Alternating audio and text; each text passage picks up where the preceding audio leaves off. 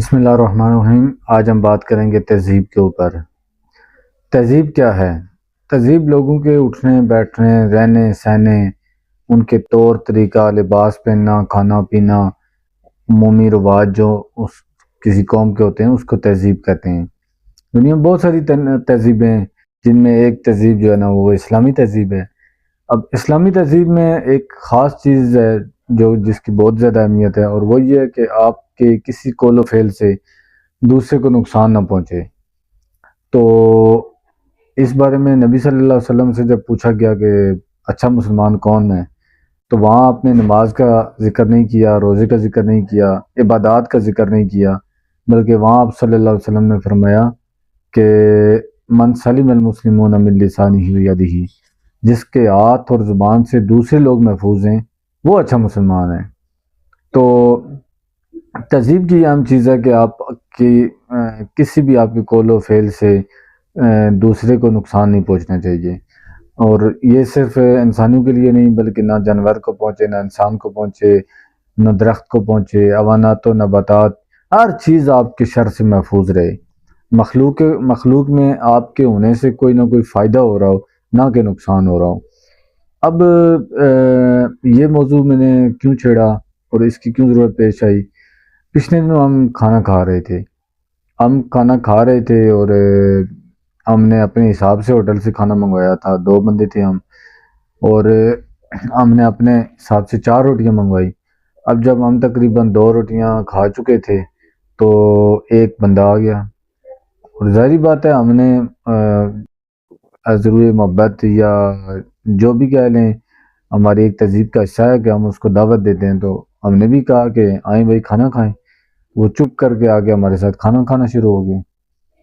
اب کیا ہوا کہ چونکہ ہم نے تو اپنے لیے منگوائی تھی، ہم نے اس کے لیے تو نہیں منگوائی تھی، پھر ہم میں سے ایک کھانا کھاتے ہوئے اس کو اٹھنا پڑا، اور ہوٹل سے جا کے اس نے سالن بھی لایا، روٹی بھی لائی، تو پھر ہم تینوں نے مل کر جو ہے نا وہ کھانا کھایا۔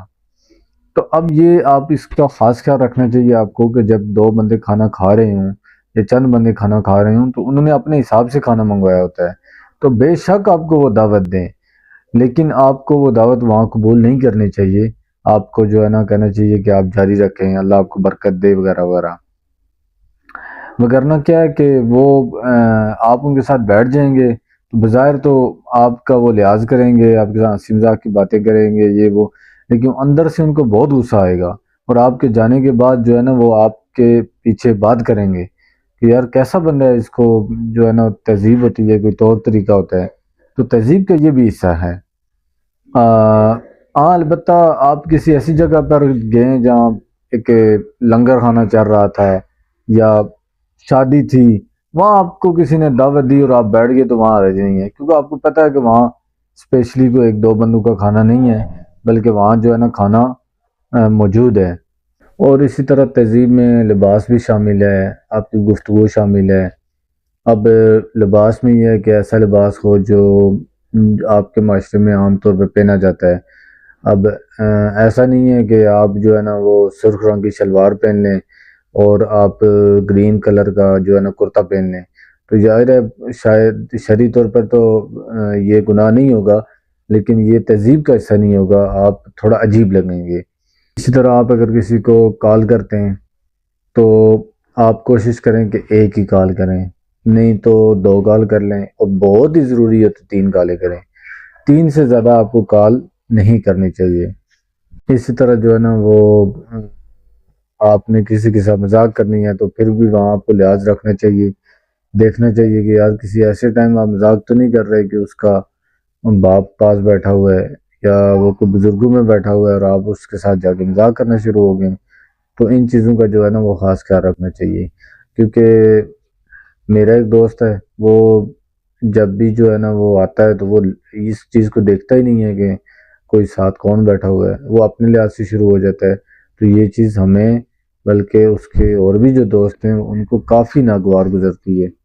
تو ہر چیز کا ایک طریقہ ہے، دروازہ کھٹکانا ہے تو کتنی آواز میں کس طرح کھٹکانا ہے، اتنا زور سے کھٹکانا ہے کہ صرف گھر والوں کو آواز پہنچ جائے۔ مقصد جو ہے نا وہ گھر والوں تک اطلاع دینا ہے، گھر والوں کو کہ میں دروازے پر ہوں، نہ کہ دروازہ توڑنا مقصد ہے۔ اس لیے اتنی ہی زور سے دروازہ کھٹکائیں کہ گھر والوں کو آواز پہنچ جائے بس۔ اچھا، اسی طرح میں نے دیکھا ہے کہ کیا ہوتا ہے کہ لوگ اندر بیٹھے ہوتے ہیں، چند لوگ، مثلا آپ کمرے میں بیٹھے ہیں تو آپ اگر آدھے گھنٹے سے بیٹھے ہیں تو آپ کو کمرے کے ٹمپریچر کے مطابق آپ نے دروازہ یا کھلا چھوڑا ہے یا بند چھوڑا ہے آپ نے۔ اب باہر سے جو بندہ آیا ہے تو اس کا یہ بنتا ہے کہ وہ اسی حالت پر دروازے کو چھوڑ کے جائے۔ اب کیا ہوتا ہے کہ چند بندے اندر بیٹھے ہوتے ہیں، نیا بندہ آتا ہے، وہ دروازہ بند ہوگا تو کھلا کھول دے گا، کھلا ہوگا تو بند کر دے گا۔ اب اندر جتنے بندے بیٹھے ہوئے ہیں انہوں نے اپنے حساب سے اس کو ایڈجسٹ کیا تھا تو وہ سب کو پریشانی ہوتی ہے۔ تو یہ بھی ایک تہذیب کا حصہ ہے کہ آپ لوگوں کا جو ہے نا خیال کرتے ہوئے دروازے کو اسی حالت پر چھوڑ کے جائیں۔ اسی طرح جو نفلی عبادات ہیں، اگر آپ رات کو اٹھ کے پڑھتے ہیں تو آپ پہ ضروری ہے کہ آپ اس طرح پڑھیں کہ آپ کی وجہ سے کسی کی نیند میں خلل نہ آئے، اور اگر آپ کی وجہ سے کسی کی نیند میں خلل آئے گا تو بجائے آپ کو ثواب کے الٹا گناہ ملے گا، کیونکہ جو تہجد ہے یہ تو نفل ہے، آپ پڑھیں گے ثواب ہے، نہ پڑھیں گناہ نہیں ہے، لیکن دوسرے کی آرام میں خلل ڈالنا یہ تو گناہ ہے، اس سے بچنا آپ کو ضروری ہے۔ یوں ہی آپ اگر نوجوان ہیں اور چند دوست جو ہے نا وہ نوجوان چند دوست جمع ہو کے کسی راستے میں کھڑے ہو جاتے ہیں اور وہاں سے عورتیں گزرتی ہیں، فیملی گزرتی ہے، تو یقین مانے کہ جب آپ فیملی کے ساتھ عورتوں کے ساتھ گزرتے ہیں وہاں سے تو وہ بندے کو بڑا غصہ آتا ہے اور تکلیف ہوتی ہے کہ یار یہ راستے میں کیوں کھڑے ہیں۔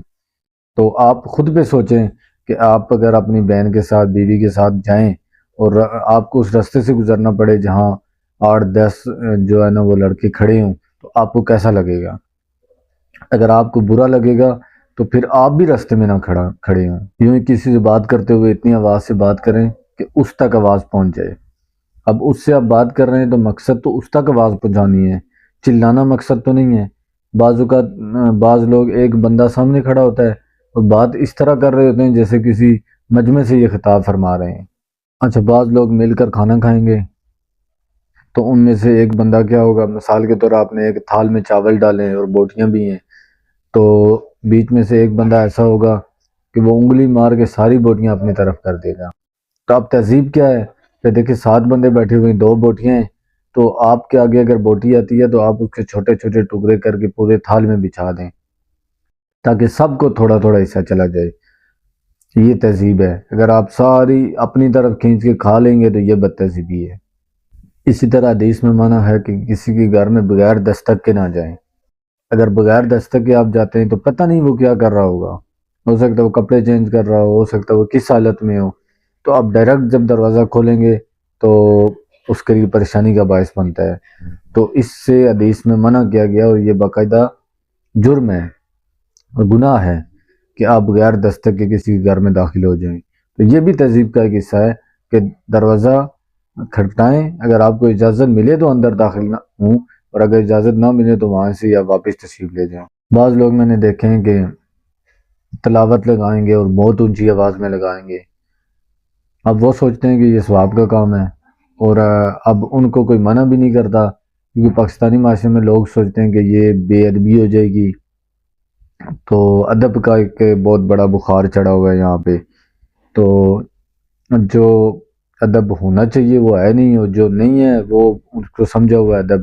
اب یہ ادب نہیں ہے کہ آپ اس کو جا کے منع نہیں کر سکتے، آپ کو اس کو منع کرنا چاہیے کہ بھائی آپ، یہ ایک ذاتی عبادت ہے، آپ خود سنیں۔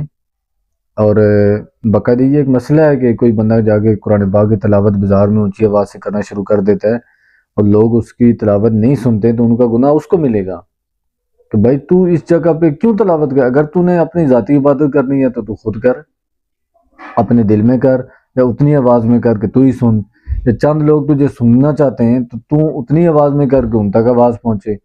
اب تجھے بازار میں کس نے کہا کہ تو سب کو زبردستی قرآن پاک کی تلاوت سنا؟ ایسے ثواب، ایسے نیکیاں تھوڑی ہوتی ہیں۔